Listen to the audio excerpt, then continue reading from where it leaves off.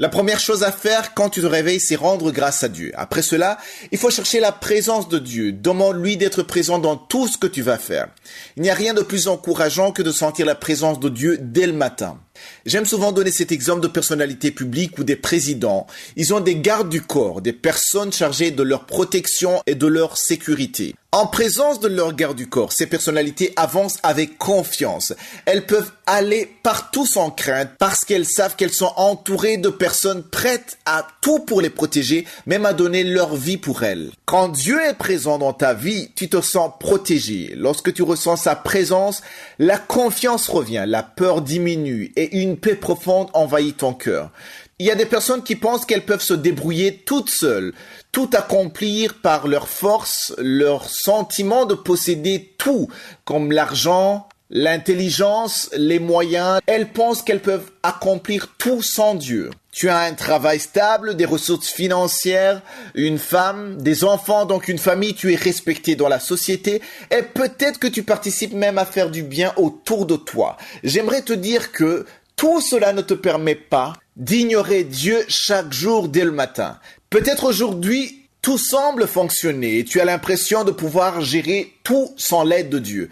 Mais comprends une chose, si cela a tenu jusqu'à maintenant, c'est parce que Dieu l'a permis. Tu n'as aucune garantie sur demain. Tu ne sais pas si tu vas y arriver demain. Tu ne sais pas ce que la vie te réserve dans un mois, dans un an, ni même dans les prochaines heures. Nous avons tous besoin de je suis. Quand tu te réveilles, reconnais que tu as besoin de je suis dès le matin avant de quitter ton lit. Demande-lui de te guider, de marcher avec toi aujourd'hui. Nous allons lire dans Proverbes chapitre 21, verset 31. Il est écrit « Le cheval est équipé pour le jour de la bataille, mais la délivrance appartient à l'Éternel. » À l'époque, le cheval était un symbole de puissance et de stratégie militaire. Équiper un cheval pour la bataille signifiait se préparer sérieusement au combat, entraîner l'armée, organiser les armes, anticiper les attaques. Tu peux penser que tu vas avoir la victoire parce que tu as les moyens. Mais cette parole dit que la victoire, la délivrance appartient à l'Éternel. Tu peux penser que tu vas toujours réussir parce que tu es intelligent, te confier en tes capacités, te dire que tu travailles beaucoup et que grâce à ta préparation, tu ne peux que réussir. Mais il peut y avoir des éléments que tu ne contrôles pas, comme le stress, une question inattendue, un problème de santé. Même si Dieu t'a donné des amis, les moyens, l'intelligence, sache que aujourd'hui, pour avoir la victoire, il faut que tu marches avec je suis. C'est la condition pour avoir la victoire qui vient de je suis.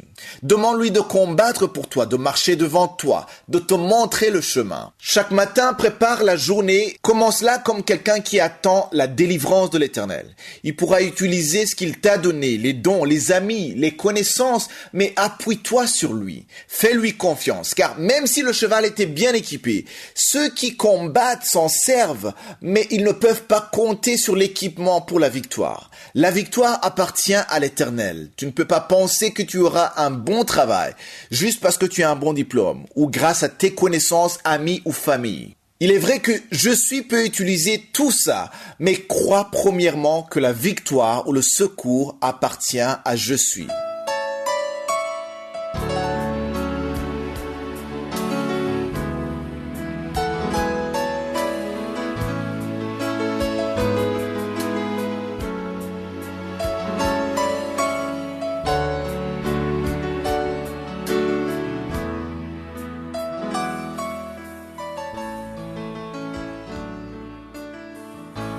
C'est maintenant le moment de l'enseignement. Nous continuons avec la lettre que Paul a écrite à Tite. Hier, en terminant, je vous parlais de ce qui est écrit dans Tite, premier chapitre, verset 11. Parce que Paul disait qu'il faut fermer la bouche des rebelles.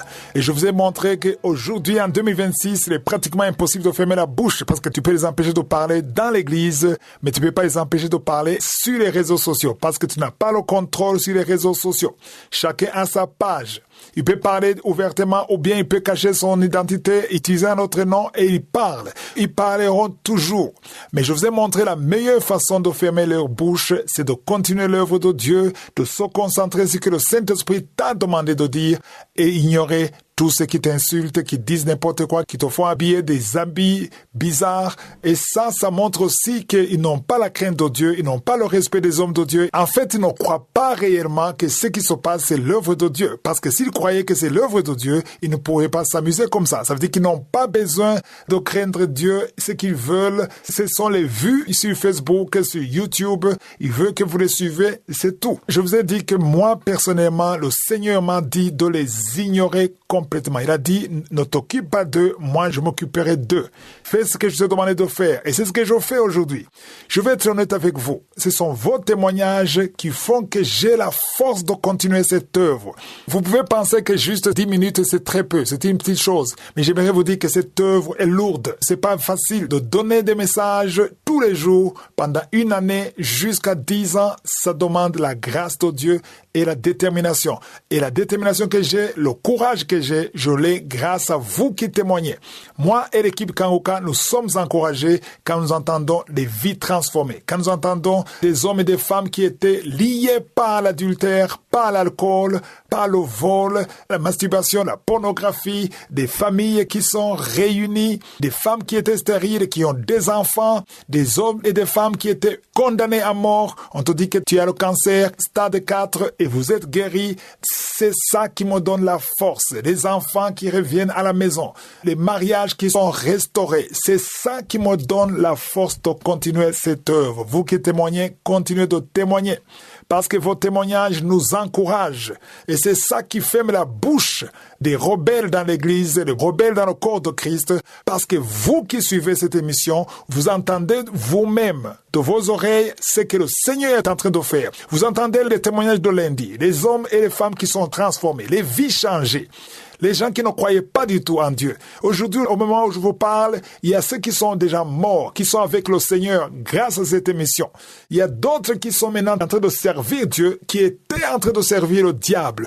Et ça, vous l'entendez de vos propres oreilles. Et quand vous voyez ce que les rebelles font sur les réseaux sociaux, ça ne vous fait rien du tout. Ça ne vous empêche pas d'écouter l'émission et vous continuez. Pourquoi? Parce que la bouche est fermée. Certains continuent de parler, mais ça n'a pas d'effet. Parce que le Seigneur a prouvé, il a témoigné lui-même qu'il est dans cette émission. Voilà pourquoi j'encourage beaucoup ceux qui témoignent, parce que sans vos témoignages, je ne pense pas qu'il y aurait l'émission Kangoka aujourd'hui. J'aurais abandonné, je n'aurais plus la force, mais c'est vous qui m'en donnez la force. Et ce qui est étonnant, depuis qu'on a commencé à me calomnier, c'est là qu'il y a eu beaucoup de téléchargements et on a beaucoup de témoignages. Alors, il y a un autre verset que j'aimerais vous montrer, versets 12 et 13. Vraiment que le Seigneur m'aide pour expliquer ce verset. Le verset 12, il est dit, l'un d'entre eux, c'est-à-dire l'un d'entre les Crétois, leur propre prophète a dit, Crétois, toujours menteur, méchante, bête, ventre paresseux. Autrement dit, c'est un prophète crétois qui a dit à Paul que les Crétois sont des menteurs, ils sont méchants, ils sont bêtes, ils sont des ventres paresseux. Est-ce que c'est vrai que dans une communauté, tout le monde peut être menteur, tout le monde peut être méchant, tout le monde peut être paresseux? Faux, c'est pas vrai. Mais seulement, il a généralisé. Le verset 13, Paul confirme ce qu'il a dit. Il a dit, ce témoignage est vrai. Autrement dit, ce que le prophète crétois a dit est vrai. Ce n'est pas que tous les crétois sont menteurs ou méchants. Non, c'est que la majorité sont méchants, ils sont paresseux. Il a généralisé. C'est important de comprendre que partout où tu es, peu importe le pays, la ville où tu as grandi, il y a un esprit qui domine.